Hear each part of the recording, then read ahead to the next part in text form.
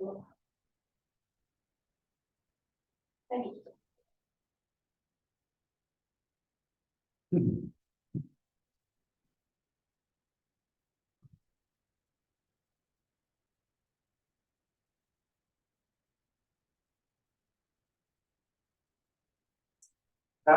tardes, sean todas y todos muy bienvenidos a este panel de ponencias de nuestro 13º Congreso Latinoamericano de Investigación para la Paz, organizado por el Consejo Latinoamericano de Investigación para la Paz, por la Universidad Alberto Hurtado de Chile y por el Colegio de Mediadores de Chile.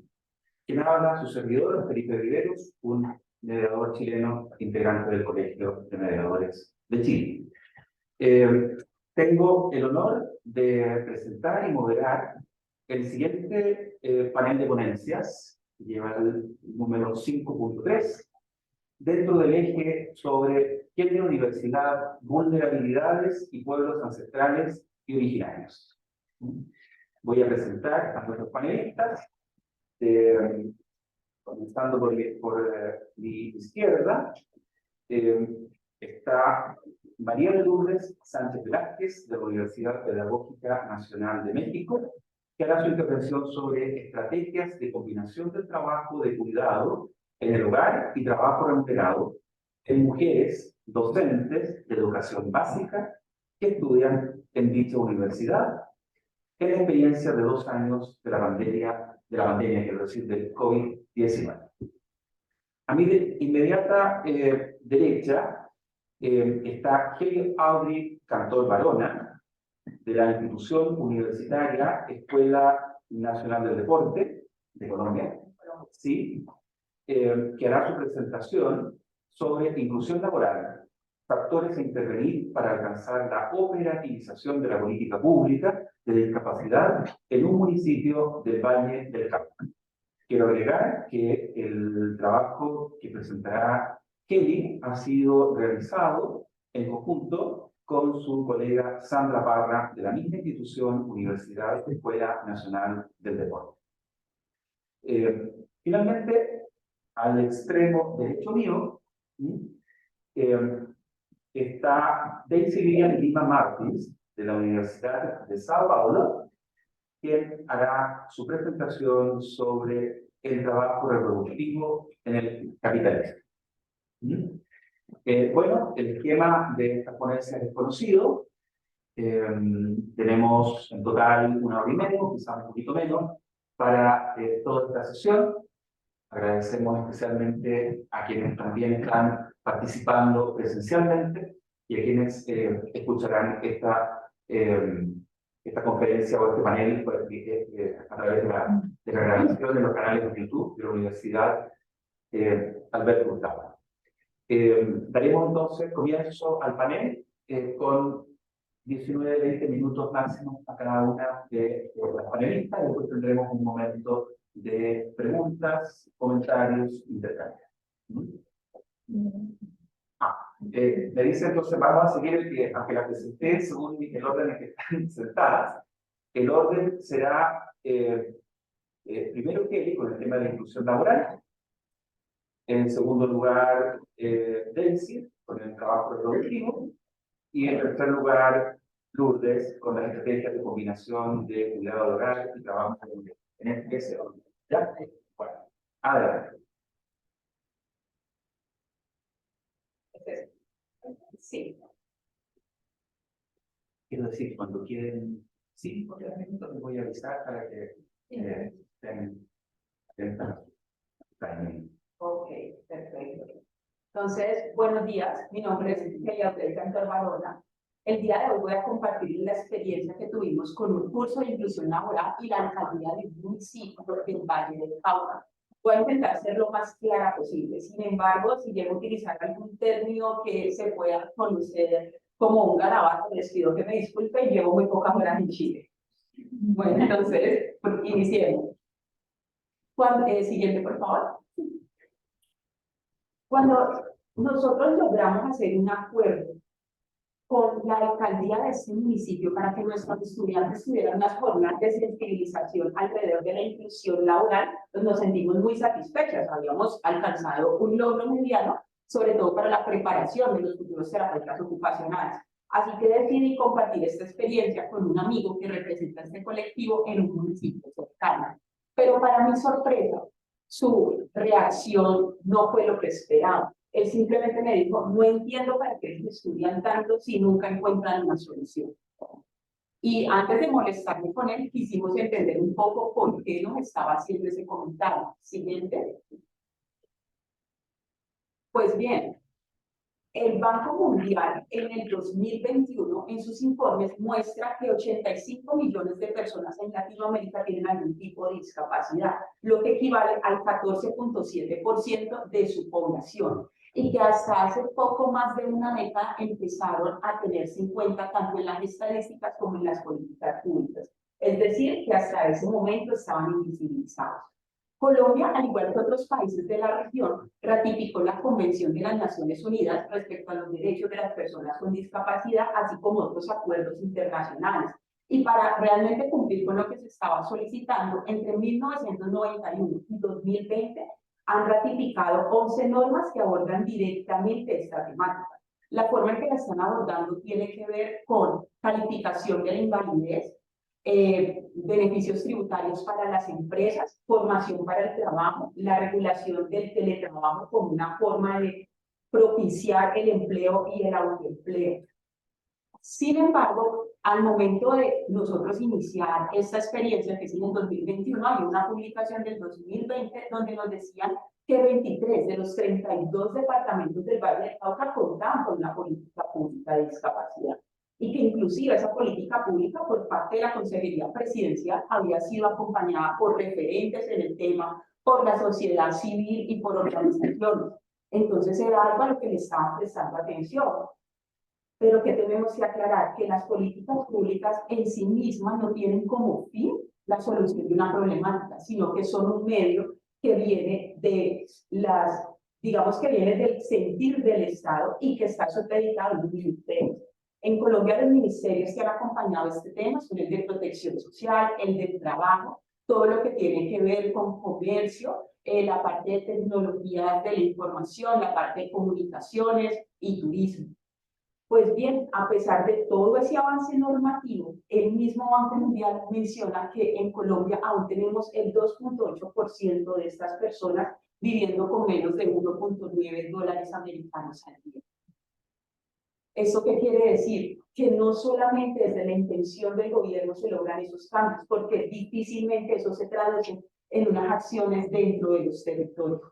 Así pues, tenemos unas personas con discapacidad que tienen las necesidades básicas insatisfechas, y parte de esas personas era mi amigo, que mencionó que no creía en nuestros estudios porque realmente el aporte que ellos logran ver no es efectivo, no es pragmático. Por favor, continuamos.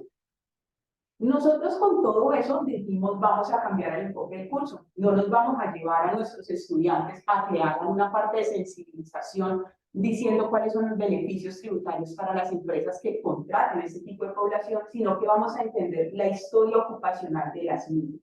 Así que después de unas sesiones de una fundamentación teórica general, empezamos a utilizar la primera parte de una entrevista del desempeño ocupacional. En adelante le voy a decir OPI2 porque es como la sigla y así vamos un poco más rápido.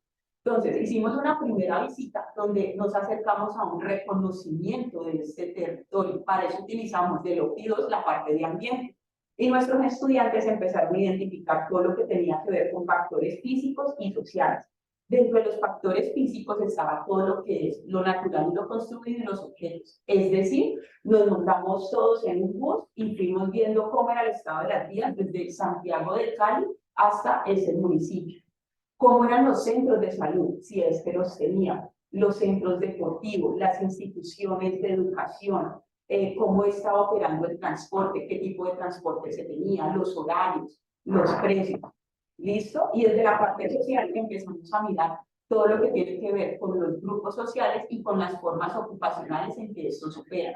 cuál era el enlace de discapacidad en ese municipio, cuáles eran las agencias gubernamentales que tenían presencias, organizaciones, grupos de mujeres que establecían acciones desde el cuidado y demás. Asimismo, nos reunimos con una agencia que era quien había venido liderando en el Valle del Cauca este tema, y nos mencionó que por un cambio legislativo, a la fecha solamente operaba como una bolsa de empleo, es decir, ellos ya no podían tener ningún tipo de participación desde la formación para el trabajo. Y finalmente visitamos una empresa del sector de cárnicos quien manifestó su interés en esta propuesta y nos dio a conocer cuáles eran las necesidades específicas con esta población, que para nuestra sorpresa no estaban puestas en lo operativo de su producción, sino en la participación en lo que tiene que ver con gestión documental y secretariado. Listo, en una segunda visita también entonces empezamos a llamar, a convocar a las personas con discapacidad en edad productiva para poderlos perfilar, es decir, que aplicamos unas entrevistas de roles ocupacionales y de rutina diaria. Los roles ocupacionales los vamos a entender como aquello que espera la sociedad de una persona que está mediado por la cultura, pero que finalmente es ese individuo quien lo conceptualiza y lo define. Y eso tiene que ver con unas expectativas. Y la rutina diaria son esas actividades que yo realizo en un día y que repito durante un tiempo determinado. Ya finalmente aplicamos unas entrevistas semiestructuradas a las 22 personas con discapacidad que nos acompañaron y a quienes conformaban la mesa de trabajo acerca de ese tema. Siguiente. ¿Qué encontramos? Pues que el 59.1% eran mujeres, que pese a lo que se estaba esperando, teníamos personas con un nivel técnico y tecnológico, que habían terminado el bachillerato completo, es decir, todo el ciclo académico básico en Colombia, el 44.4% de los hombres y el 38.5% de las mujeres. Sin embargo, el 7.7% de las mujeres solamente habían completado la primaria. Siguiente. Respecto a los roles, una atrás, por favor. Respecto a los roles, llama mucho la atención que el 44.4% de los hombres y 7.7% de las mujeres adujeron que no tenían ningún rol. Y desde el modelo de ocupación humana, que es al que pertenece el OPI2 que les comenté, dice que los roles y sus actividades son fundamentales para nosotros poder mantener todo lo que tiene que ver con habilidades y funciones cognitivas, emocionales, sociales y funcionales. Entonces tenemos unas personas que en sí mismas piensan que no están participando y que no tienen una parte activa en la sociedad. En el caso de los roles relacionados con el trabajo, que para todos era desde la informalidad, tenemos unos porcentajes similares, pero también estamos viendo que en mayor medida las mujeres son quienes participan en los roles de cuidado y los hombres en los roles relacionados con el deporte. Siguiente, por favor. Ya respecto a la rutina, entonces estamos encontrando que el 44.4% de los hombres dicen que están poco satisfechos con la rutina que tienen actualmente, mientras que el 46.1% de las mujeres dicen que están medianamente satisfechos. Entre los aspectos a modificar, en ambos casos está el trabajo, conseguir una actividad productiva o mejorar las condiciones de las que tienen actualmente. Y las mujeres están diciendo que para ellas la parte de ocio es muy importante, porque durante su rutina diaria no cuentan con un espacio donde se puedan dedicar a aquello que a ellos realmente les gusta, lo que realmente les está motivando. Cuando empezamos a ver la parte de intereses, el 77.8% de los hombres dice que está interesado en actividades de ocio y tiempo libre. Es decir, que son esas acciones que nosotros no hacemos de forma obligatoria, sino que nacen de una motivación propia y que pueden ser efectuadas dentro de un tiempo que cada uno considere discrecional. Mientras que para las mujeres su interés está en el trabajo. Siguiente. Con todo esto que obtuvimos, entonces nos fuimos a buscar el enlace de discapacidad de ese municipio y empezamos a ver cuál era la ruta que habían utilizado para la construcción de la política pública y al diseño de un contraste. Entonces, entre toda esta ruta, pues nosotros empezamos a ver que aunque existía la participación de personas con discapacidad, pues quienes estaban participando eran personas cercanas al gobierno de turno. No estábamos involucrando o no estaban involucrando ellos en ese momento a toda la población en los diferentes corregimientos. Adicional, que el conocimiento de los contextos dentro de los corregimientos que quedan muy alejados de la cabecera del municipio se les dificultaba. Es decir, que estas personas no eran consideradas de una manera tan visible. La parte de sistematización de la información, encontramos una base de datos que había sido actualizada por última vez en el 2017. Y respecto al seguimiento, al monitoreo que se le hacía a esta política pública, estaba puesto sobre unos indicadores de gestión, es decir, cuántos mercados entrego, cuántas sillas de rueda recibo en donación y cuántas sillas de rueda estoy entregando. Pero no se estaba viendo cuál era el impacto, la efectividad o lo que realmente estaba aportando esa entrega en una persona con discapacidad. Siguiente, por favor. Así que con eso empezamos a ver que habían unos puntos claros. Y tuvimos una nueva reunión, una nueva sesión con una persona con discapacidad que representa a este colectivo en uno de los municipios aledaños. Y sí, era mi amigo, quien ya me había cuestionado la efectividad y la usabilidad de este tipo de estudios. Entonces, en esta sesión, nuestros estudiantes compartieron con él sus análisis y sus inquietudes, mientras que él les contó su historia de vida, así como la historia ocupacional que él había vivido. ¿Listo? Producto de esto quedaron 3 puntos claves que los vamos a ver en materia de ambiente, ocupación y personas.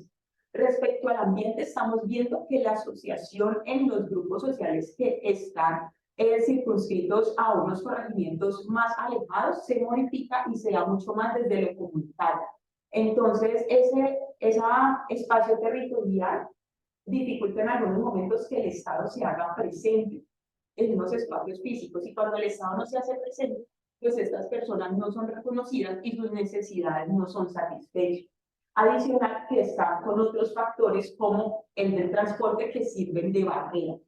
Por ejemplo, los usuarios de sillas de ruedas no pueden utilizar los buses públicos porque quienes los operan, es decir, los conductores, les dicen que no es posible que ellos se suban porque no hay oportunidad de rampa ni nada por el estilo, y que además ellos no van a hacer fuerza y eso los va a retrasar en su recorrido. Es decir, que para estas personas salir del corregimiento o es más costoso o requiere de un acompañante o de un cuidador.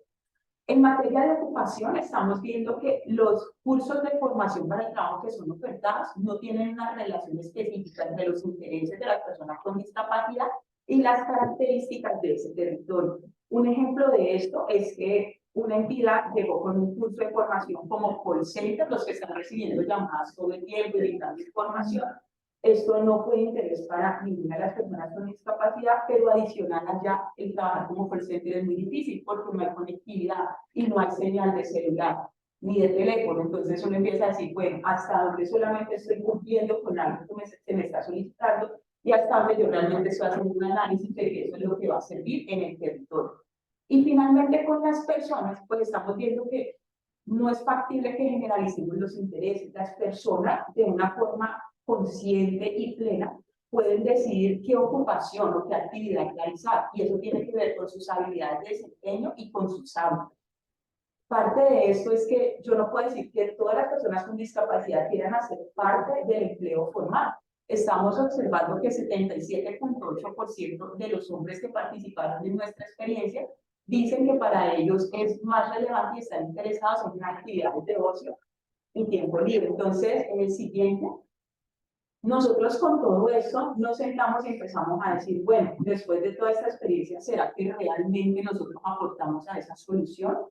Y la respuesta fue que no habíamos aportado. Primero porque, pues como lo dijimos ya, la política pública como fin no tiene el solucionar el problema, y esto depende mucho desde el Estado, del interés que ellos manifiesten, y aclarando que si ha habido un interés no es una prioridad. La prioridad en este momento del Estado colombiano, así como lo estamos hablando en este Congreso, es la paz. Y tendrán que solucionar toda la paz para que en algún momento se puedan centrar en las necesidades específicas de estos colectivos. Entonces, ¿qué dijimos? Se hace necesario autogestionar acciones que involucren tanto lo público como lo privado y que sean intersectoriales. Nosotros estamos haciendo una apuesta, y esta apuesta es por un proyecto de triple participación, donde estaremos la academia, la alcaldía en representación del Estado y la empresa, es decir, el sector productivo. Y con eso vamos a diseñar un modelo para que se pueda operativizar esta política pública de discapacidad específicamente en la inclusión laboral. Siguiente. Las dos siguientes diapositivas, Sí. vale, las dos siguientes diapositivas tienen que ver un poco con las referencias bibliográficas que pueden utilizar durante el estudio. Y dejamos nuestros correos de contacto porque nos gustaría mucho poder empezar a conformar redes alrededor de esta temática para que podamos hacer unos aportes innovadores y diferentes a la resolución que están necesitando las personas con discapacidad. Muchas gracias. Gracias. Gracias a ti, Kelly, por tu instructiva presentación, muy ajustada al tiempo también. Y bueno, interesantes cosas para conversar enseguida. Y también estamos muy atentos a esta invitación a pasar a alguna forma de ejercicio práctico de lo que tú has planteado. Vamos a darle la palabra entonces a Daisy Lilian Lima Martins, de Sao Paulo, de la Universidad de Sao Paulo. Le pedimos disculpas por la hegemonía del idioma castellano que tenemos, pero estamos muy disponibles para atender a tu trabajo, que precisamente trata del trabajo reproductivo en el capitalismo. Gracias. Buenas tardes. Yo soy Daisy Martins.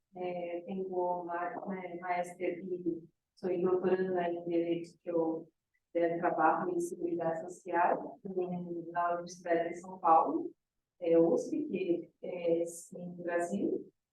Además, integro el grupo de investigación llamado Derechos Humanos, Centralidad del Trabajo y Marxismo, también de la USP, y también integro el grupo de estudios Seguridad Social y Marxismo, que es un grupo que actúa junto a la comunidad en general y con estudiantes de la graduación en São Paulo.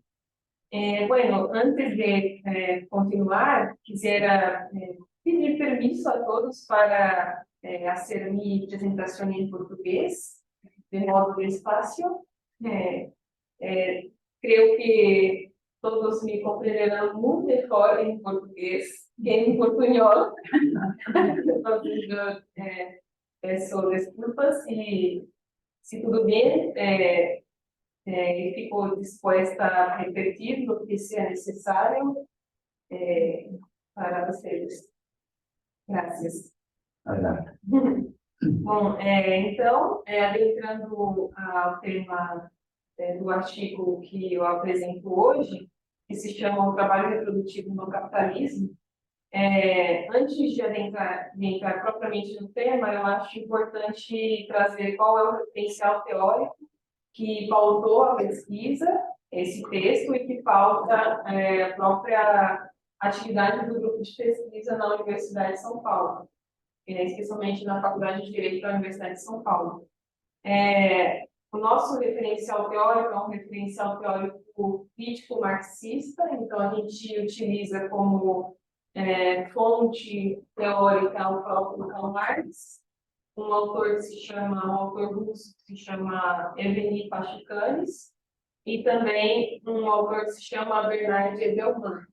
E aí nós temos esse núcleo teórico que vai delinear as nossas investigações. Então, como a gente entende a questão do direito?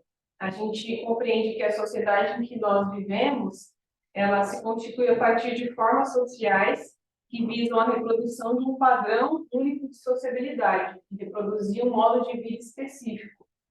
E ela se usa, o modo de produção capitalista, ele vai se utilizar de formas sociais específicas, e a forma jurídica, que é o direito, é uma dessas formas específicas que vão operar para viabilizar também a própria manutenção do sistema capitalista.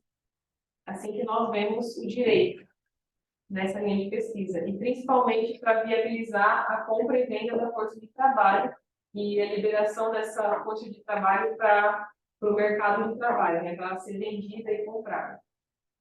E é dentro desse tema, né, dessa linha de pesquisa, que eu analiso a questão do trabalho reprodutivo.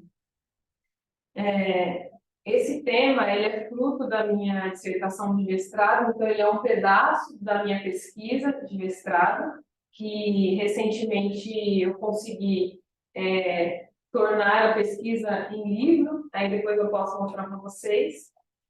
Ele chama Mulheres e Previdência Social, Equivalência e Crítica à Forma Jurídica, que é resultado da pesquisa de mestrado. E aí, aqui nessa obra, eu busquei analisar a questão da equivalência de como, numa organização capitalista, todas as relações são relações equivalentes, ou seja, relações de troca. E todos os poros da vida social também vão se pautar por relações de troca. Eu faço algo recebendo algo em troca, e vice-versa. Assim como é a compra e venda da força de trabalho. E aí, então, o tema que eu trago hoje, ele tem a ver com, ele está inserido dentro do contexto dessa minha pesquisa. E aí, um ponto importante dessa pesquisa que eu desenvolvi é compreender a exploração do trabalho das mulheres numa produção capitalista. Então, nesse contexto, entendendo que a sociedade que nós vivemos opera um modo de produção capitalista e ele se utiliza da exploração da força de trabalho e também da hierarquização de gênero para potencializar a obtenção de mais valor e a obtenção de lucro. Eu vou tentar entender nessa parte da pesquisa que eu estou comentando hoje como que isso se dá, como que o modo de produção capitalista se aproveita da força de trabalho feminina de uma maneira específica que nunca antes foi experimentada na história pré-capitalista, digamos assim. E aí isso eu chamo de forma-gênero, que é uma forma de gênero específica numa produção capitalista que vai contornar como que as mulheres são exploradas e como que o próprio sistema se aproveita disso. E aí a perspectiva da crítica marxista do direito vai possibilitar evidenciar isso, né? Que o trabalho reprodutivo é imprescindível para o modo de produção capitalista porque ele vai produzir valor. Então, assim como o trabalho na fábrica produz valor para uma produção capitalista, o trabalho reprodutivo também produz. É isso que eu vou defender nesse texto. E aí ele vai produzir mais valor em que medida? Na medida em que ele vai... Quando eu falo de trabalho reprodutivo, eu estou falando de trabalho de cuidados e trabalhos domésticos, que na sua imensa, esmagadora maioria são realizados por mulheres. E, nesse sentido, o trabalho reprodutivo ele vai operar no aumento da própria força produtiva da força de trabalho, porque uma força de trabalho ela precisa estar vívida e alimentada e bem suprida para poder ir trabalhar, para poder ir para o mercado. Então, sem o trabalho reprodutivo, doméstico e de cuidados, essa força de trabalho vai ter a sua capacidade reduzida. Então, a imprescindibilidade do trabalho reprodutivo está aí, né? Ela poder aumentar o potencial produtivo dessa força de trabalho que vai no mercado. E aí isso evidencia que essa forma específica da organização capitalista vai se utilizar do trabalho reprodutivo e vai, de alguma maneira, enclausurar as mulheres no ambiente doméstico e no ambiente dessas tarefas de cuidados. E aí ela vai acabar acumulando os trabalhos de cuidados no ambiente doméstico e os trabalhos produtivos diretos, que são trabalhos realizados no mercado de trabalho. E aí, a pessoa que desempenha trabalho reprodutivo, que vai corresponder esmagadoramente às mulheres, elas vão, então, acumular essas duas tarefas, tanto no âmbito produtivo direto, ou seja, no mercado de trabalho, quanto no âmbito doméstico, porque um fato importante é que a saída das mulheres para a realização dos trabalhos no mercado de trabalho, formal ou informal, mas fora do ambiente de cuidados, ela não desvinculou as mulheres do ambiente doméstico. Então, nós acabamos, a partir dessas práticas, acumulando as duas tarefas, diferentemente dos homens, por exemplo, em sua imensa maioria não acumulam as tarefas domésticas com a atividade produtiva direta.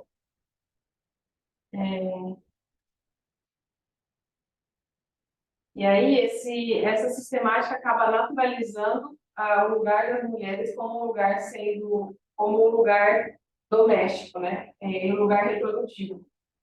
E diante desses elementos, as distinções entre homens e mulheres, elas passam a ter uma conformação específica com a consolidação de uma organização capitalista, que, como eu disse na introdução, eu chamo de forma gênero, porque ela é voltada para a obtenção de mais valor. E aí impõe às mulheres um sobretrabalho, ou seja, uma acumulação dos trabalhos, e que a gente também denomina de superjornada, de dupla jornada, dupla, tripla jornada, para além do trabalho produtivo direto.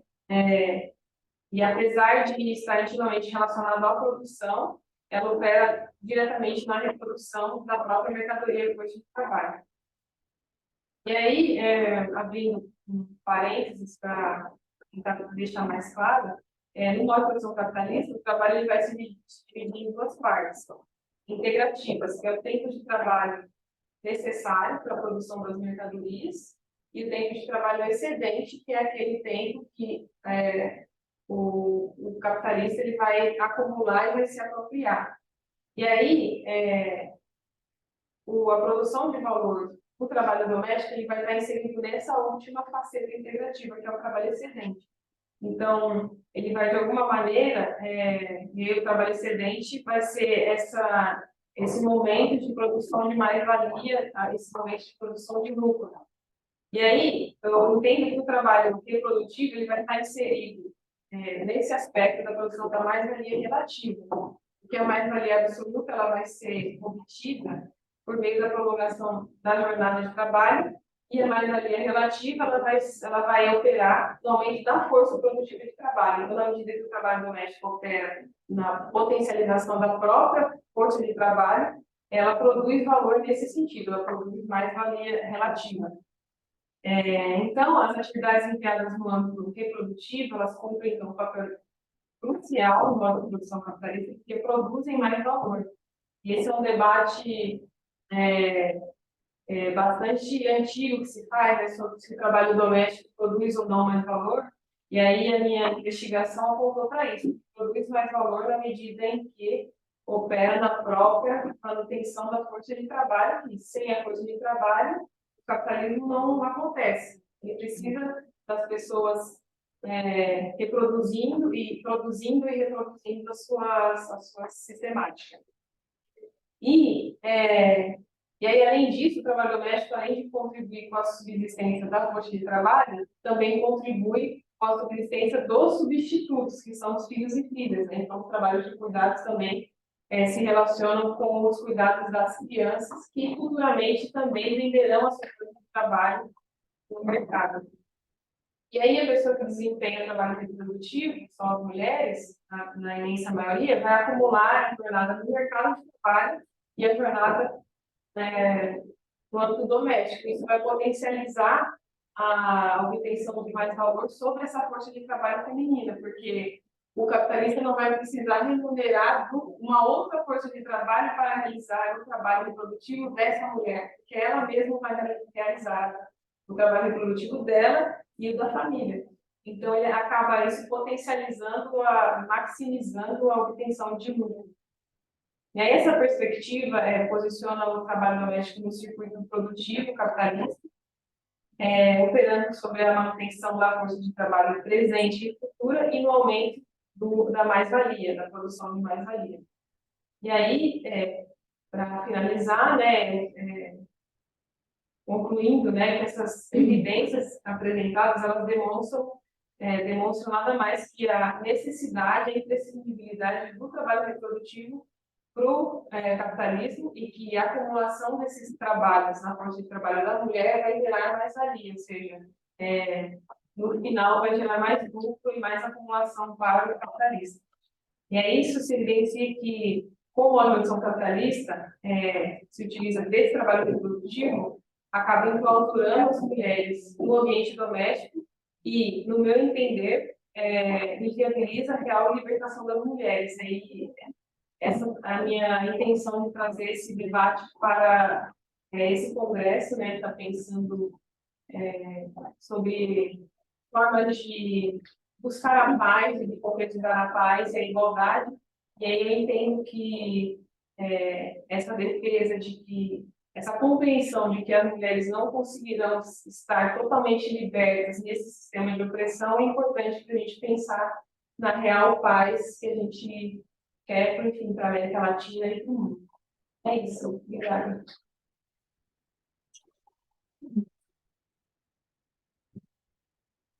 Muchas gracias, Daisy Martins, por actualizarnos en esta perspectiva crítica del derecho y, bueno, esta reveladora, inquietante dialéctica entre trabajo productivo y trabajo reproductivo. Quizás podríamos exhibir un poco tu libro para mostrarlo, si me permites. ¿Cómo traduces tú al español previdencia? Propiedad. Eu acho que seguridad, Seguridad. Ya. o sistema de pensões aqui, né? Ah, ok, seguridad social. Okay. Entonces, el trabajo de Daisy Lima Martins, del Instituto de Trabajo del Estado Sindical, perdón la traducción, Mujeres y Previdencia Social o Mujeres y Seguridad Social. Equivalencia y crítica de la forma jurídica. Bueno, ya tendremos ocasión de profundizar un poco más en eso. Bueno, también agradecer muy ajustada y igual que Kelly, con algunos minutos de crédito, que nos permiten estar más tranquilos en ese tema. Bueno, vamos a darle la palabra ahora a María de Lourdes Sánchez Velázquez, de la Universidad Pedagógica Nacional de México, en su trabajo sobre estrategias de combinación de un trabajo de cuidado en el hogar y trabajo remunerado en mujeres docentes. Una determinada, digamos, muestra práctica que tú la vas a completar. Ha quedado muy bien porque es como lo práctico de lo que tú planteaste. Bueno, aquí está el título de estrategias de combinación del trabajo de cuidado en el hogar, en el espacio público, remunerado y en el no remunerado en el hogar, de 15 mujeres docentes que estudian en la Universidad Pedagógica Nacional y la experiencia vivida durante los 2 años de COVID, ¿no? ¿Cómo lo vivieron ellos? El objetivo de esta investigación es de verdad situaciones que enfrentamos en su vida cotidiana 15 docentes para equilibrar ambos tipos de trabajo, remunerado y no remunerado. Yo escogí a las participantes, que son estudiantes con los que trabajo, tanto en licenciatura como en maestría. De alguna manera hay un antecedente con ellas de lo que hacen, de lo que realizan, su tipo de contratación en los espacios laborales en las escuelas, principalmente conflictos en los colegios particulares, en donde no tienen estos beneficios sociales, una base social que respete su permanencia en el trabajo. En ese sentido, yo recuperé como enfoque analítico para este análisis la perspectiva del cuidado que hizo Bastiani en el sentido de 4 miradas analíticas. La primera es sobre economía del cuidado, vinculada con el trabajo, la salud, la enfermedad, que están estrechamente relacionados.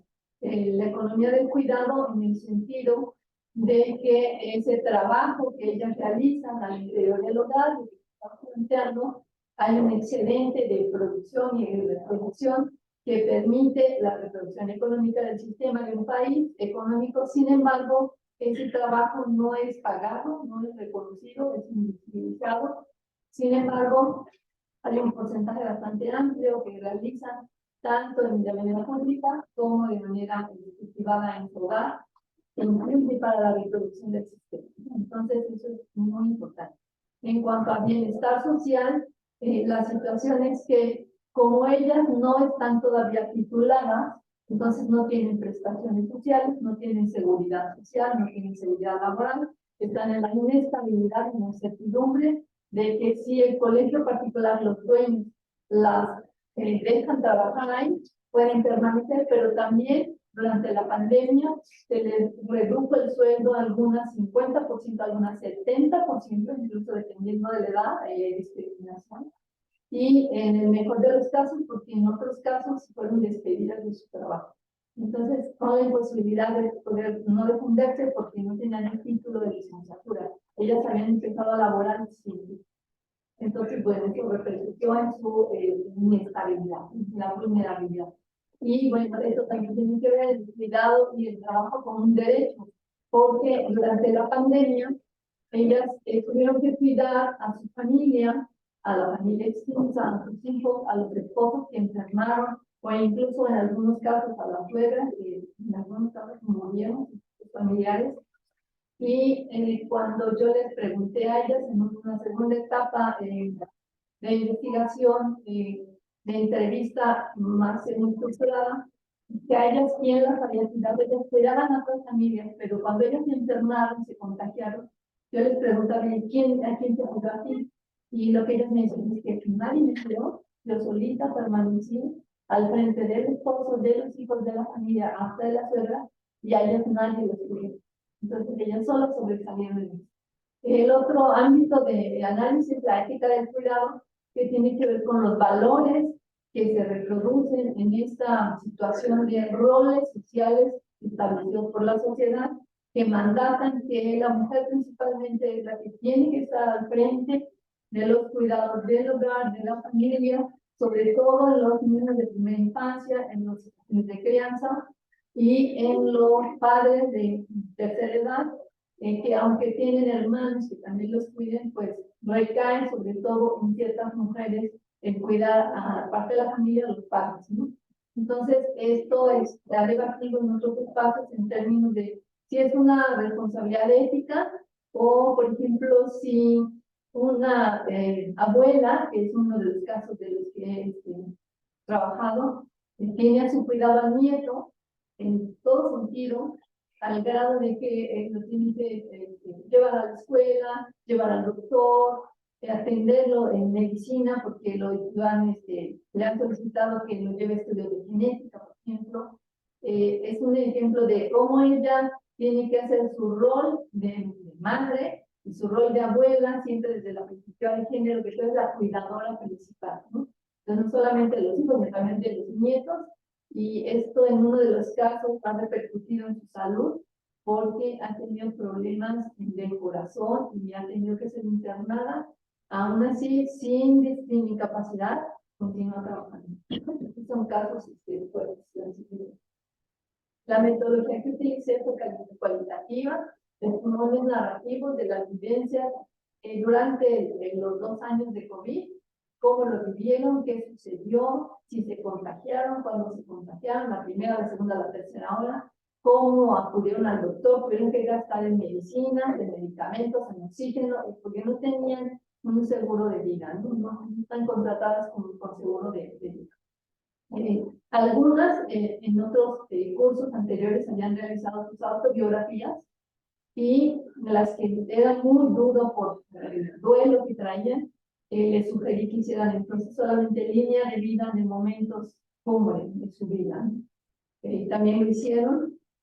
Nos reunimos cada 8 días y a veces después cada 15 días durante 1h30 en línea o por día Zoom, porque era lo único que les alcanzaba el tiempo hasta las 8 de la noche cuando terminaban su doble o triple jornada laboral. Hasta entonces nos podíamos reunir y discutíamos todo lo que les había sucedido a lo largo de la semana en términos de trabajo. Me despidieron, me redujeron el salario, no me quieren pagar desde 3 meses, no me dieron aguinaldo, etcétera, etcétera, etcétera.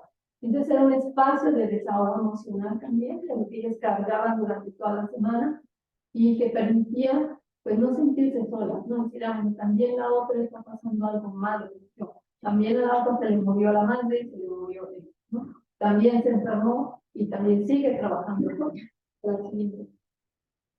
lo que veo aquí en esta reproducción del trabajo productivo es que el trabajo doméstico es invisible para el sistema capitalista, no es reconocido ni es pagado, aun cuando es parte importante de la fuerza para la reproducción económica. Es un trabajo doméstico invisible, que es un enfoque que el feminismo marxista desde los 70 viene discutiendo, pero que ahora se trabaja más como perspectiva de cuidado. Lo que discutíamos en torno a esta división sexual del trabajo es su impacto en la desigualdad social, esa reproducción de la fuerza de trabajo y el mantenimiento de la población en el hogar, en la familia. Las tareas de alimentación, cuidado, crianza permiten crear nueva fuerza de trabajo que se va a incorporar al sistema capitalista y tampoco eso se paga, es un excelente trabajo que nadie paga. Lo que discutíamos es, bueno, durante todo, haz una bitácora de trabajo, ¿qué haces desde que te paras a las 6 de la mañana? Algunas se paran a las 4 de la mañana a preparar los alimentos para los hijos, y lo que previo a esto es de compras, preparar, lavar loza, etcétera. Cuidado de la crianza, llevar a los niños al médico, a la escuela, apoyo en tareas, en la salud, el médico y su propia salud, que a veces se queda descuidada. Y el apoyo a la familia extensa, no solamente apoyan a su familia, sino que tienen que contratarse con otras familias para obtener mayores ingresos. Cuidan a otros niños de otras familias y con eso obtienen mayores ingresos. Y ese sigue permaneciendo su rol de cuidadoras, siempre ese es su rol, cuidar a otros, para eso fuiste preparada, ¿no? Y es difícil sacarlas de eso, a veces nos reuníamos y yo las esperaba y les decía por WhatsApp, ya estamos reuniendo, ya tienes que conectarte, es que estoy haciendo la comida, todavía no puedo conectarme. Y entonces, ahí era evidente que no podían desligarse de las siguientes cosas. Las tareas, esto las analizamos desde el enfoque de género, que divide esta de manera, por medio del sexo biológico, hombres y mujeres, las tareas que ocurren en el ámbito doméstico. Ya dijimos que son imprescindibles para el bienestar social, para la fuerza de trabajo. Y es importante entonces visibilizar esa doble, nosotros encontramos esta triple jornada de trabajo no remunerado y los factores que inciden en las expresiones de desigualdad social, explotación de mujeres en su rol de cuidadoras que históricamente en esta sociedad capitalista se ha asignado. Por otro lado, las exigencias institucionales durante la pandemia es ahora tienes que aprender a trabajar en línea, tienes que comprar una computadora, aun cuando solamente tengas una computadora, esa computadora va a servir para 3 hijos, para el esposo y para mí, para poder continuar el trabajo y no me corran.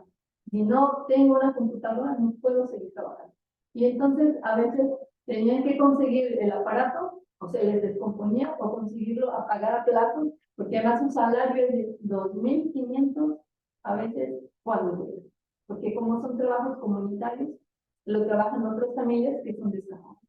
Si no llega el pago, y muchos también fueron desempleados, la cierra el centro comunitario se cierra, no hay pago. Entonces, así están en esa vulnerabilidad social.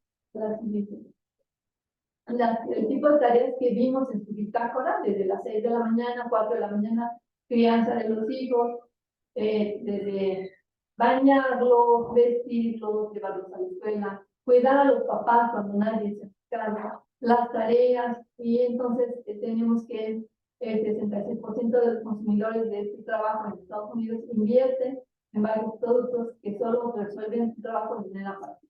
En la alimentación es todavía un trabajo, ir a comprar, regresar, el tiempo invertido en el traslado de su trabajo a la escuela, de la escuela al trabajo, y a veces de la escuela a la casa de los otros familiares que le cuidan a sus hijos.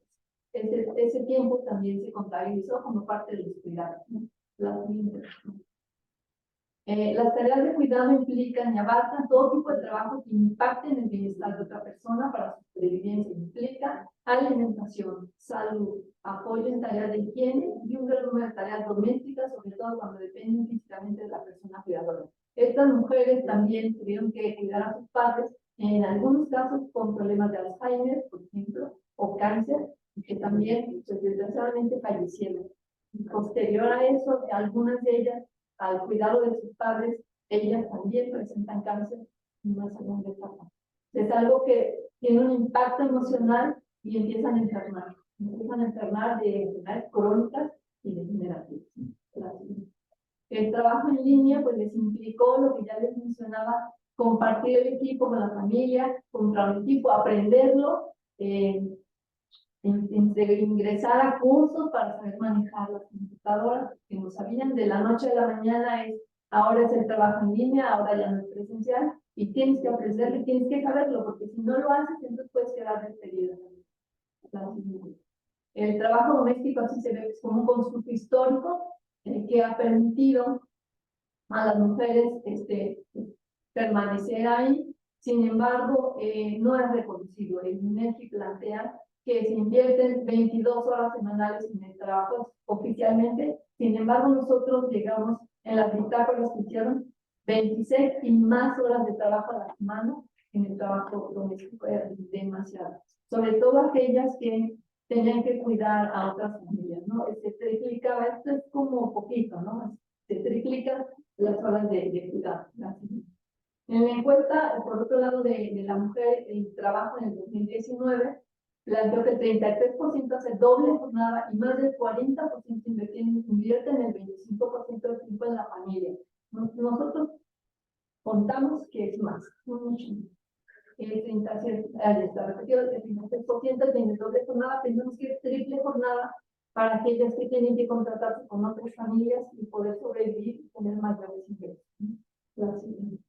¿Cuáles son los principales problemas? Desde la perspectiva de colonial mexicano, que cita Gómez, desde la perspectiva de colonial y de género, este problema tiene relación con el poder y en 4 ámbitos del poder del el sexo, el trabajo, la autoridad colectiva y su impacto en la subjetividad e intersubjetividad, sus productos y sus recursos, de la producción y la reproducción. Lo que exponían algunas compañeras allí en su trabajo es que había mucha competitividad entre las mismas docentes. Las mujeres que obstaculizan avanzar o que se denuncian porque en un caso de ellas no les pagaron su trabajo, su aguinaldo, y les dijeron vamos a pagar la escuela y los dueños les dijeron tú no pagas a nadie y no les dices nada a nadie. Y entonces competencia entre ellas y pues desde hasta ¿no? A la siguiente.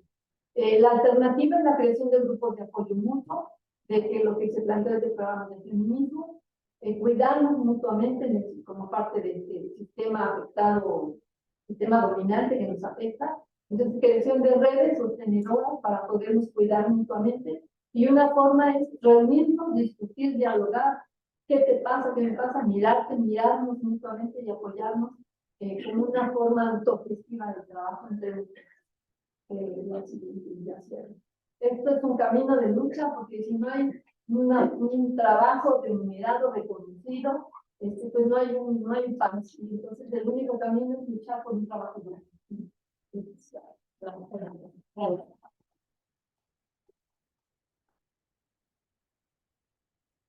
Gracias, Lourdes, también por tu excelente trabajo, que por una feliz coincidencia o por una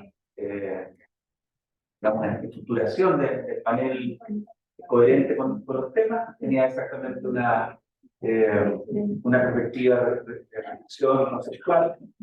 Y bueno, en general las 3 cosas están conectadas, ¿no? El tema del trabajo y qué hace la economía de mercado, el capitalismo con ella y con todas esas cosas invisibles que afectan a personas con discapacidad y en este caso a la mitad del mundo, las mujeres.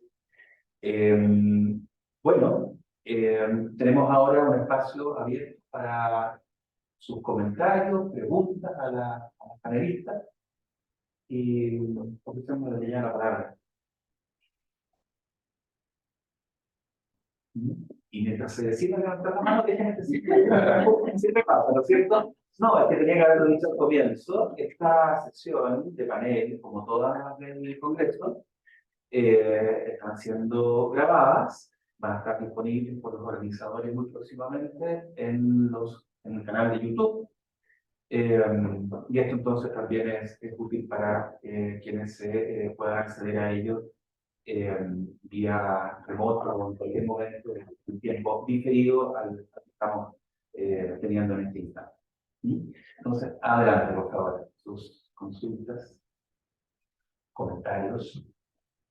Se identifican con su nombre y alguna referencia para saber de dónde vienen, qué país. Rosa María de México. Gracias. Para la primera ponente, en relación a las actividades de ocio que tienen las personas con discapacidad que se les pueden ofrecer, ¿qué tipo de actividades solicitan y puede ofrecer, ¿no? Comunidad según sean hombres o mujeres? Y sobre todo, ¿qué tipos de discapacidad predomina? ¿Qué tipo de discapacidad predominante? No, sí, están todos derecho a responder de inmediato, pero a ver, por si acaso, si juntamos algunas preguntas de manera que también se optimiza la respuesta de la panelista, ¿no? Si juntamos todos tres comentarios. Carlos Miranda, Brasil. Os trabalhos de aula mesmo em si, eu achei bem interessante o painel.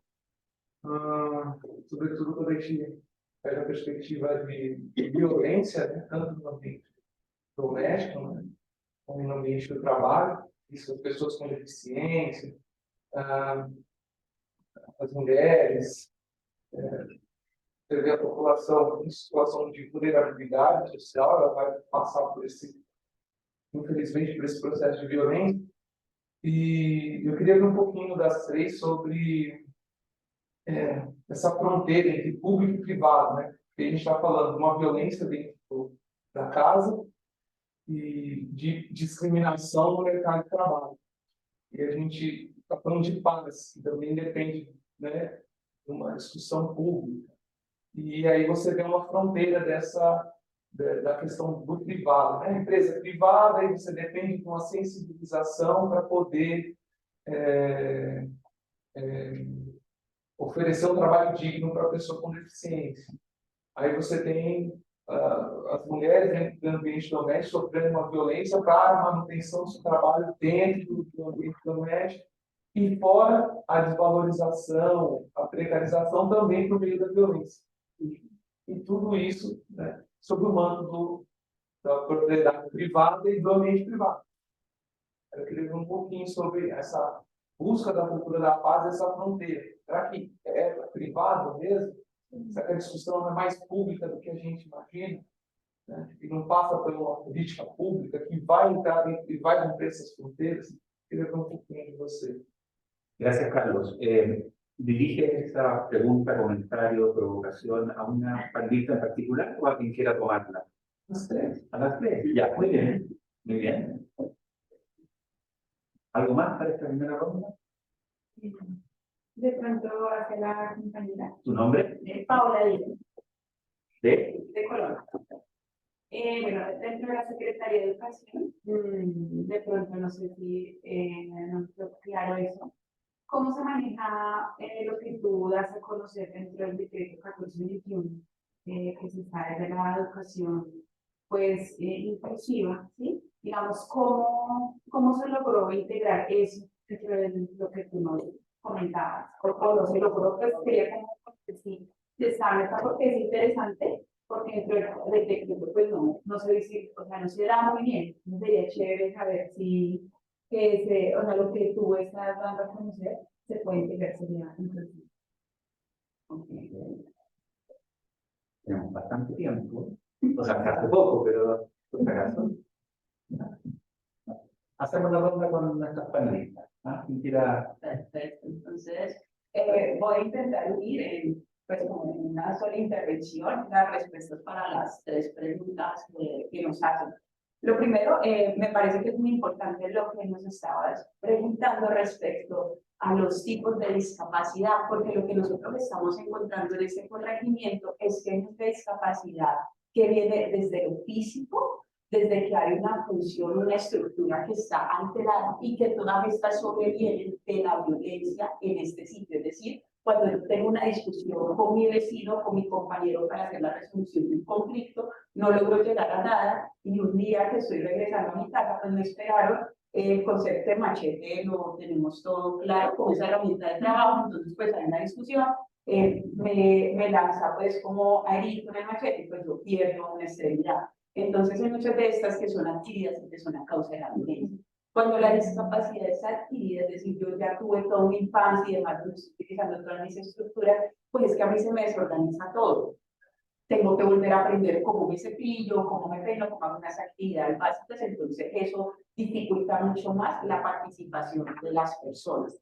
Lo que ellos están mencionando respecto a las actividades de ocio y tiempo libre están muy ligadas al escuchar música, algo que es como muy común en Colombia, que es ver el partido de fútbol y departir con los amigos mientras están compartiendo una cerveza, pues a la práctica de algún deporte, pero esa práctica es más por esparcimiento, por tener un espacio de interacción. Entonces, es lo que estamos encontrando. La diferenciación no se hace tan evidente respecto a esas actividades de ocio y tiempo libre entre hombres y mujeres. Es muy habitual que como parte de la inclusión laboral las personas aprendan a hacer vanillas o tejidos que después se venden. Entonces muchos de ellos que al final no los vendieron, pues sí dedican parte de su tiempo como a tejer, y tenemos también muchos hombres que disfrutan, el nombre de los muñequitos sí se me va, pero que son los muñecos tejidos que ahorita están como muy en auge, a mi colochis, bueno, no recuerdo, pero entonces son muy tejidos y son como, pues dentro de otra cultura que se está realizando y ahí las comparten. Pero sí lo que tiene que ver con hombres es tener unos espacios de encuentro con quienes consideran cercanos para disfrutar de algún evento deportivo, es lo que usualmente están solicitando. Estamos viendo ya entonces desde estos tipos de violencias. En las diferentes alcaldías y demás, algo que están intentando es descentralizar. Entonces yo tengo un proyecto y le asigno una parte a cada una de las secretarías. Pero esa descentralización, dependiendo de cómo se maneje, va a hacer que se perciba un poco como trabajos aislados, donde no hay un objetivo claro, donde no se está llegando hasta lo mismo. Lo que nosotros estamos observando aquí es se intenta hacer unas intervenciones. Usualmente se dan o capacitación a cuidadores o en unos talleres. Lamentablemente esos talleres pasan donde desde el público se contrata un operador que puede ser público o privado, pero él maneja el presupuesto. Y no estamos exentos a lo que es tan usual, donde al momento de hacer la intervención, pues primero se paga lo que yo me quiero ganar y con el excedente es que organizo todo lo que voy a ir a hacer. Entonces, en muchas ocasiones estamos viendo que esas estrategias para los cuidadores se quedan mucho en la explicación de cómo hacer un traslado, si la persona pues, tiene alguna dificultad para la movilidad o unas estrategias muy grandes como mostrarles las rutas de accesibilidad o algún mapeo en el municipio, pero no es algo que realmente permita, por ejemplo, que nos llama mucho la atención, y es que aunque no todas las personas con discapacidad están interesadas en el empleo formal, los cuidadores que les acompañaron, sí todos están interesados en poder trabajar. Y todos están buscando una estrategia que les permita cumplir con ese rol de cuidado, pero adicional que los vuelva a dejar ejercer como una parte activa, donde nuevamente, pues si tú tienes un ingreso económico, es casi que ese ingreso económico es equivalente a que tú tengas un poder de decisión, por lo menos en el grupo familiar. Y es algo que nos están solicitando, sin embargo, en esta experiencia nosotros pues nos llegamos a integrar como tal. Dentro de la parte de las políticas públicas y decretos que se están generando para la parte de educación y lo que tiene que ver con la educación inclusiva, donde se hacen unas adaptaciones curriculares, y hay dos formas grandes en las que se están haciendo ahorita en Colombia, que es todo lo que tiene que ver con el LUA, y con ya, digamos que la adaptación de los pues que se hace como a todas las estrategias que tienen las instituciones públicas o privadas. Estas sí se están dando, nosotros alcanzamos a percibir que realmente las personas están llegando a las instituciones educativas. Sin embargo, aquí se encuentran unas barreras que son muy básicas, y eso lo estamos obteniendo de la primera visita que les dije que fuimos a ver cómo eran las vías, desde el Cali hasta el sitio y demás. Y es que todavía tenemos instituciones públicas donde hay una entrada grandísima, pero a la entrada le colocaron un muro o digamos que una línea de un material que impide que la otra persona pase. Entonces la línea tiene 15 centímetros de altura, 16 centímetros de altura, entonces ya no va a ser tan fácil. O no tenemos señalización, o no hay unos baños adaptados. ¿Qué se está viendo en este tipo de colegios? Y señalo que hay instituciones que tienen unas experiencias maravillosas y que logran cosas muy buenas, pero aquí lo vamos a ver un poco desde esas barreras. Es que en muchas ocasiones, como ya es mandatorio que se pueda hacer esa inclusión, entonces yo te dejo que tú estés en mi salón, pero pues tú te puedes pasar todo el año pintando el patico de color amarillo, mientras yo estoy avanzando aquí con los otros chicos en ecuaciones y en cualquier otra cantidad de conocimientos. Porque los docentes, aunque han venido recibiendo una serie de capacitaciones, en Colombia en las instituciones públicas, en un solo salón pueden haber 45 estudiantes, 50 estudiantes, entonces, y es un solo docente. Al final el profesor no va a poder dedicarle tiempo específico a cada uno para hacer esas adaptaciones. En el estudio nosotros no estamos considerando esa parte de la formación previa, solamente fue como para saber el nivel académico. Sin embargo, consideramos que es muy importante que cuando hablemos nosotros de trabajo no se haga exclusivamente desde el momento en que usted ya ingresa a una organización, sino que tengamos en cuenta todo lo que ha sucedido. Gran parte que nosotros tengamos técnicos y tecnólogos en nuestro estudio se debe a que son personas que tienen una discapacidad adquirida, entonces pudieron hacer parte de todo ese sistema educativo y ahora lo están solventando. Eso es lo que nosotros estamos encontrando pues realmente desde esta experiencia y es un poco la invitación aquí, el rol, así como hablaban de unos roles de cuidado, de la triple jornada laboral que tienen las personas, nosotros estamos viendo el trabajo como un rol para que la persona pueda ser reconocida e identificada. Eso que se llama de la teoría del reconocimiento, y entonces tengo que tener amor y poder participar y alguien que se haya ocupado de mí. Entonces nosotros lo estamos viendo desde allí, pero también desde la forma donde yo puedo satisfacer una necesidad básica y que es lo que vamos a encontrar un poco por amar y hacer. Cuando nos habla de justicia, que yo puedo elegir, o sea, la simple capacidad de elegir lo que para mí es bienestar, con mi historia de vida, con mis expectativas, con lo que es mi cultura, con lo que conozco. Y estamos viendo que lastimosamente, a pesar de muchos eslogans que se han utilizado en Colombia, las personas con discapacidad aún son asignadas y son infantilizadas, sobre todo cuando tienen esas discapacidades que son de tipo cognitivo y psicosocial. Entonces, enteramente eres un niño al que en el mejor de los casos voy a cuidar y voy a meter a un ciclo porque casi te resulta ser un hogar bien o un hogar de cuidado. Pero es que espero haber contestado las preguntas que me hicieron. Con bastante antecedentes. Haciendo referencia también a ese debate que trata de integrar distribución o redistribución y reconocimiento. Y paso comunicar. Adelante.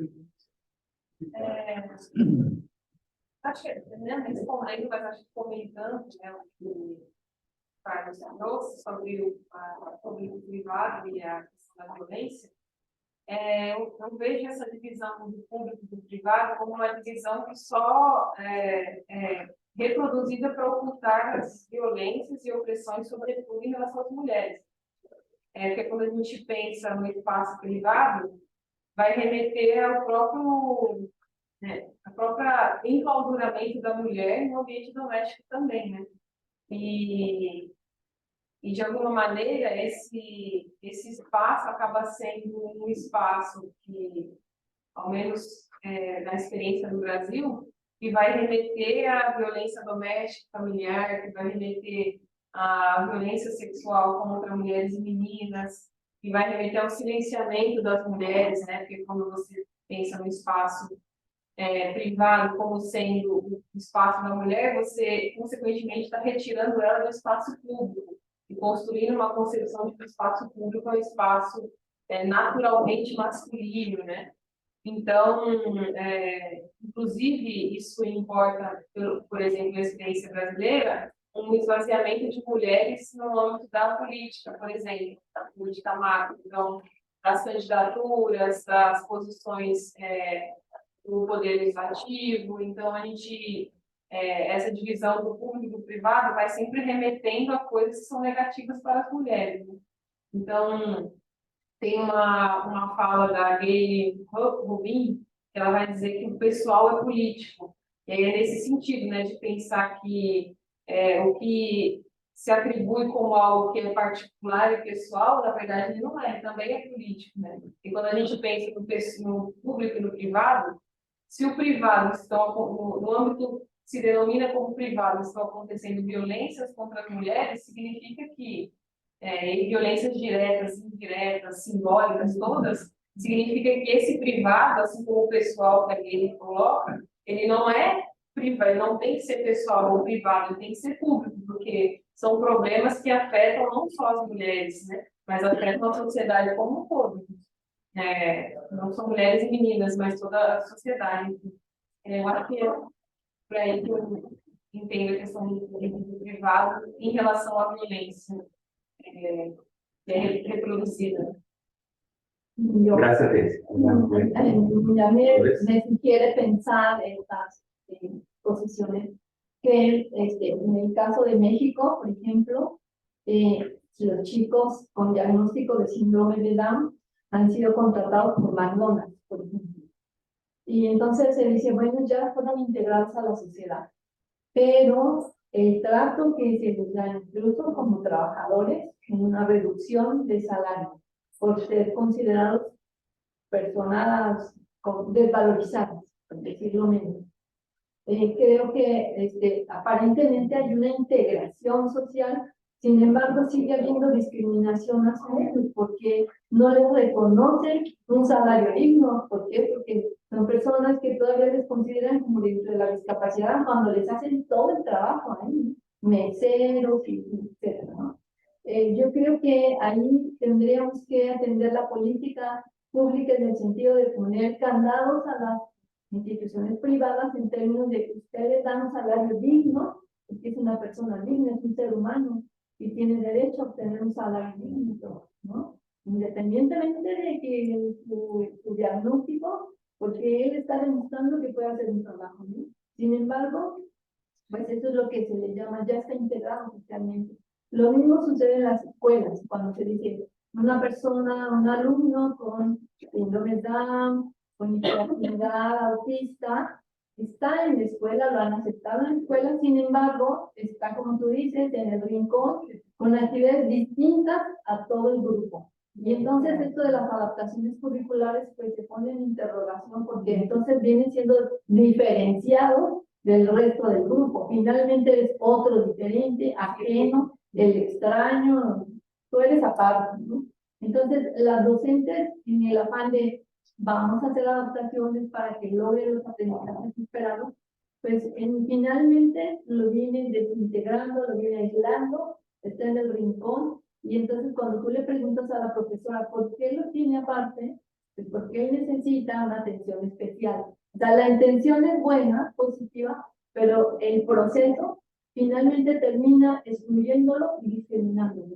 Creo que es más que una situación de la acción concreta, un pensar diferente, pensar la diferencia como eso, tengo derecho a ser diferente, a pensar diferente, y eso me tienen que reconocer y llevar a justicia a toda la directo, en mi salario, en mi seguridad social. Y eso no lo tenemos, no está la política, no está la ley.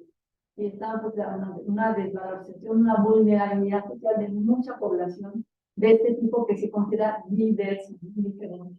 Y eso creo que todavía tenemos mucho que trabajar. Gracias, Lourdes. A propósito de la respuestas y reacciones de las panelistas y de sus propias presentaciones, todavía tenemos algunos minutos para darle una vuelta, profundizar, intercambiar, así que ofrezco nuevamente la palabra.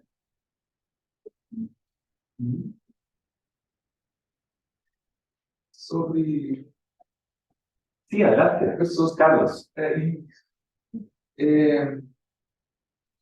No governo anterior do Brasil, tentou-se fazer escolas específicas para pessoa com deficiência, só para separar, uma justificativa de oferecer uma atenção maior, né? Então você era tida como uma boa iniciativa, mas o resultado era da exclusão total, né? Eu queria saber, assim, lá na sua exposição, se tem uma legislação obrigando, no campo das empresas, a contratação de pessoas com deficiência,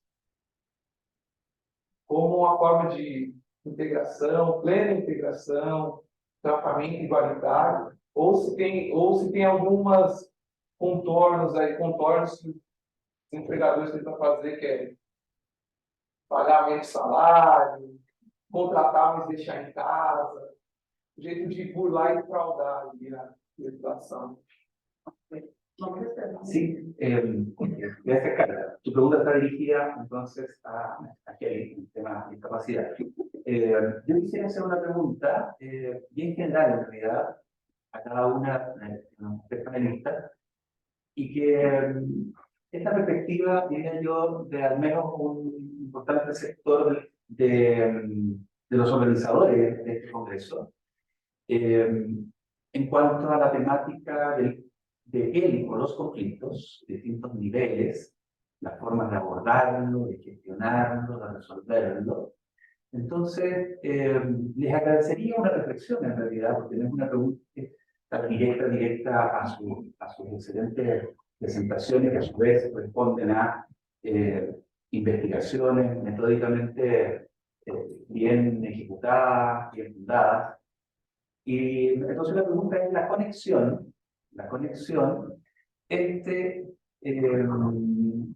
cada una del objeto de preocupación de sus investigaciones con la necesidad de construcción de paz. Y me valgo un poco provocativamente también de algo que mencionó Geri al comienzo, cuando señaló que el tema de la discapacidad en Colombia, al menos como política pública, no es prioridad, al menos si entendí, porque todo el mundo me refiero a las esferas de poder y que tienen voz, como actores sociales y políticos, están orientados o han estado orientados al tema de la búsqueda o la recuperación de la paz. Ahí yo veo que hay un entendimiento específico, digamos, muy nacional, pero también exportable cuando hablamos de la paz, genéricamente. Paz es lo contrario de guerra. Esa parece ser una manera de entenderlo convencionalmente, pero que sin duda no lo es respecto del movimiento intelectual y ciudadano, quiere decirse, que hay detrás de los investigadores de la paz. Ahí nos reunimos mediadores, negociadores, facilitadores que dialogan, académicos, organizaciones de la sociedad civil, universidades, etcétera, etcétera. Y de vez en cuando alguna permeabilización hacia los espacios del poder político, de los gobiernos, de las instituciones públicas. Entonces, en concreto, conexión del objeto de su trabajo con la materia relativa a la visualización de él con los conflictos que están detrás de lo investigado y su posibilidad de gestión, resolución, diálogo, negociación, abordaje colaborativo. ¿Cómo ven? Había una pregunta de Carlos Pérez. Ok, entonces voy a responder, Carlos, esa pregunta que me haces. Y en Colombia existe normatividad que le brinda a las empresas unos beneficios tributarios o digamos que una ventaja al momento de ser seleccionados porque estén participando en un concurso público en caso de que tengan una contratación de un número mínimo de personas con discapacidad. Cuando nosotros estamos observando eso en el sector privado, contrario a lo que podría observarse, sobre todo en esa parte de actividad docente, se facilita un poco. ¿Por qué? Porque no solamente es el ajuste y el hecho de que la persona esté dentro, es que cuando yo hago ese proceso de inclusión, él va a ser un compañero y al igual que todos, pues podría ir a almorzar con sus otros compañeros, hacer parte pues de una producción, de unas líneas y tener pues como unos momentos de interacción. Usualmente desde el público, cuando ya asumen ese reto, que no es fácil tomar la decisión, porque para muchos está el temor de, y si no está haciendo bien la actividad, ¿será que lo puedo despedir o ya me toca quedarme con el contratado todo el tiempo, porque entonces cómo lo voy a manejar y demás? Entonces, esto se facilita un poco porque tienen el recurso económico, entienden un poco más cómo es el ajuste razonable y aceptan. Entonces, hay unas empresas que han logrado hacerlo y que digamos que esa participación es tan buena que no hay ningún tipo de diferenciación ni desde la parte de salario ni demás. En la parte pública, digamos que sobre todo esa parte de interacción con los compañeros se dificulta porque hay muchos cargos públicos donde no es tan fácil la reelección, es decir, tú ya fuiste nombrado y entonces pues tienes que cometer una falta muy grande antes de que tú puedas salir de allí. Entonces, en eso es donde sí les empiezan a decir un poco, bueno, pues usted, yo le hago otra parte, pero usted tiene el último salón de todo esto, y como que mira, pero tú estás observando lo que pasa en este sector.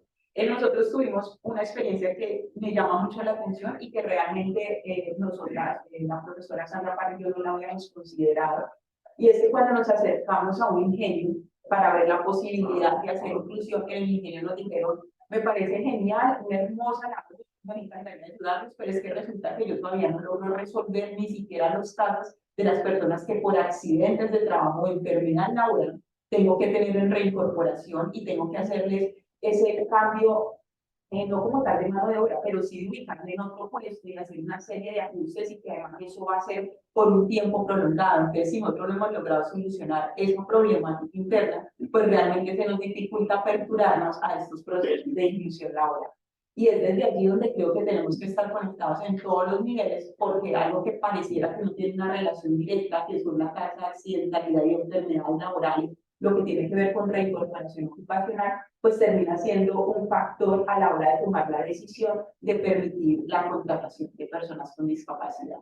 Entonces, eso sería lo que tendría para responderte, Carlos. Sí, puede ser. Damos la palabra a la otra para que tenga un desafío. Y así, entonces, le damos la palabra a Desi. Quando eu submeti um resumo, eu pensei muito nisso, né, sobre a relação de pensar o trabalho produtivo, o capitalismo, os seus problemas, com a temática da busca pela paz. E aí eu sempre me colocava esse questionamento, de fato isso, né, o que é a paz? O que nós estamos considerando como a paz? É contrário de guerra, não é? Me parece que não. E aí, assim, na minha perspectiva de análise, de leitura do mundo mesmo, a paz real, ela não pode ocorrer quando a liberdade de alguns for exercida com suporte na opressão de outros. Se vocês me entendem. E, então, para mim, efetivamente, o fim das formas de opressão e principalmente da opressão central que nós vivemos numa organização capitalista, que é a exploração da força de trabalho, e aí entram as mulheres, entra a população negra no Brasil, entram todos os grupos vulnerabilizados. Só por fim dessa forma de opressão e de exploração é que, de fato, a gente pode começar a pensar num modelo de paz em que as pessoas vão poder exercer as suas potencialidades de forma livre, né? Numa liberdade que não é essa que nós conhecemos, uma liberdade para trabalhar, vender a força de trabalho, para ter uma propriedade, mas uma liberdade plena mesmo. Isso, para mim, seria um modelo de paz, né? E aí, pensando na minha temática sobre o trabalho reprodutivo, é isso, né? A libertação das mulheres, ela só vai ser possível num outro modelo de sociedade que não esse que nós vivemos. Porque esse modelo ele vai só reproduzir a opressão e, como nós estamos vendo aqui nas exposições e na pesquisa que eu desenvolvi, a mulher ela é duplamente, como se fosse duplamente explorada, super explorada no modo capitalista. Então, pensando em como relacionar essa temática a temática que desenvolve com a paz é isso, é de pensar se nós poderíamos pensar em um conceito de paz para além de pensar a questão desses conflitos e pensar na possibilidade de uma paz libertadora num outro modelo de sociedade. Essa é a minha análise. Muchas gracias, Daisy. Bueno, ahora sí que nos va quedando poquito tiempo, pero podemos distribuir lo que queda en 3 minutos que nos quedan, 3, 4 minutos, ¿no es cierto? Bueno, yo estaría de acuerdo en que una visión de paz es definitivamente no es una ausencia de guerra, que tendríamos que desarrollar acciones educativas, concientizadoras en los diferentes espacios en los que actuamos, interactuamos con las personas, para desarrollar cierta conciencia reflexiva de por qué no tenemos condiciones que provean hacia un desarrollo y potencialización de los seres humanos como humanos y con esta capacidad de vivir la vida plena y no pues, con coerciones ni limitaciones que tiene que tener un ser humano para su desarrollo potencial. Creo que a través de la educación y la conciencia tendría que desarrollarse espacios pequeños en donde disfrutamos nuestra situación de vulnerabilidad social y todos en este momento somos vulnerables en salud, en trabajo, en educación, porque hay mucha discriminación y mucha exclusión. Y creo que la mejor manera de transformar el conflicto en positivo, no quedarnos en el negativo y en la victimez, sino potenciar nuestra fuerza como sujetos que podemos transformar la sociedad, es crear estos espacios de reflexión de lo que estamos viviendo y tomar conciencia de nuestro papel, porque en algunos casos, por ejemplo, en el caso de mujeres que realizan este trabajo, a veces dicen, no, pues, sí me ayudan, el trabajo doméstico lo realizo junto con la pareja, pero lo siguen concibiendo como una ayuda, no como una corresponsabilidad. No es un trabajo compartido que se genera, sino me están ayudando. Y entonces, en ese sentido, la conciencia de algunas mujeres todavía está la idea de que me ayudan y es mi responsabilidad.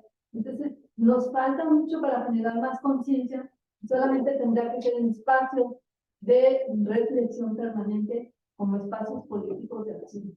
Creo que eso sería como una forma de transformar el conflicto. Muchas gracias, Luz. Finalmente, nuevamente. Coincido totalmente con lo que están exponiendo mis compañeras de PAN, sobre todo esa visión de PAN, donde todos estamos participando. Y para mí algo que debe quedar claro es que no habrá una paz sostenible mientras continuemos teniendo unos grupos sociales que están al margen de todo, que están careciendo de poder solventar esas necesidades básicas y de una participación, de una representación.